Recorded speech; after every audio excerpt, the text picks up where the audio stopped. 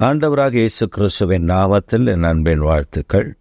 இந்நாளிலேயும் உங்களை சந்திப்பதில் மகிழ்ச்சி.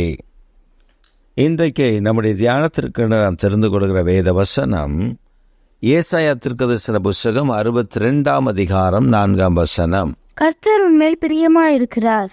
கர்த்தர் உன்மேல் பிரியமாயிருக்கிறார்.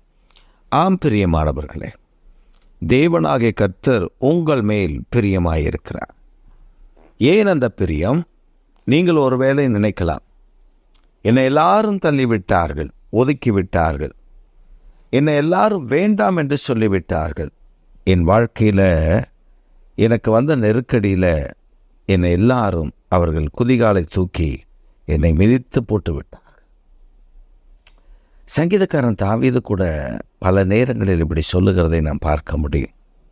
எல்லாரும் ஒதுக்கிவிட்டார்கள், ஒருத்தரும் இல்லை, நான் நம்பினவர்கள் என்னை கைவிட்டு விட்டார்.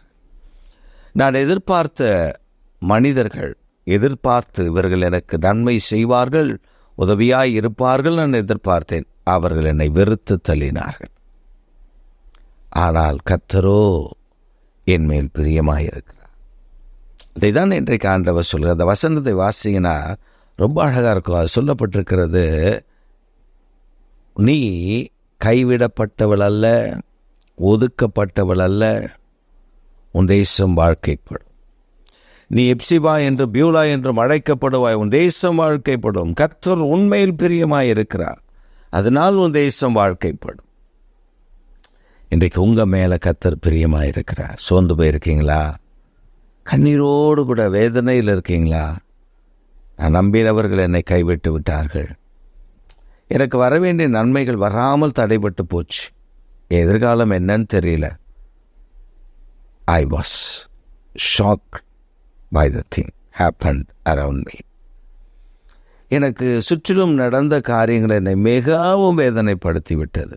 சோர்ந்திருக்கீங்களா? சோர்ந்து போகாதீங்க. உங்களை பார்த்து தான் சொல்கிறாரு, என் பிரியமான மகனே, என் பிரியமான மகளே, நான் உன்மேல் பிரியமாயிருக்கிறேன். ஆண்டவர் உங்கள் மேலே பிரியமாயிருக்கிறார். நீங்கள் உங்கள் கண்ணீரெல்லாம் தொடச்சிட்டு அப்படியே உங்கள் கண்ணாடிக்கு முன்னாடி, உங்கள் முகத்தை பார்க்குற கண்ணாடிக்கு முன்னாடி போய் நின்று உங்களை பார்த்து உங்கள் பேரை சொல்லி, உன் மேலே தான் கர்த்தர் பிரியமாயிருக்கிறார் சொல்லுங்கள் பார்ப்போம். உன் மேலே தான் கர்த்தர் பிரியமாயிருக்கிறான்னு 10 முறை சொல்லுங்கள். உங்கள் கண்ணாடிக்கு முன்னாடி நீங்கள் உங்களை பார்த்தே சொல்லுங்கள், கர்த்தர் உன்மேல் பிரியமாயிருக்கிறான்னு சொல்லுங்கள். என்ன நடக்கும் தெரியுமா? உங்கள் துக்கம் மாறும்.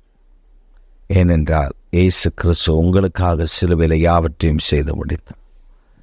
அந்த அன்பு, அந்த விலையேற பெற்ற அன்பு உங்கள் மேலே இறங்கி வரும்.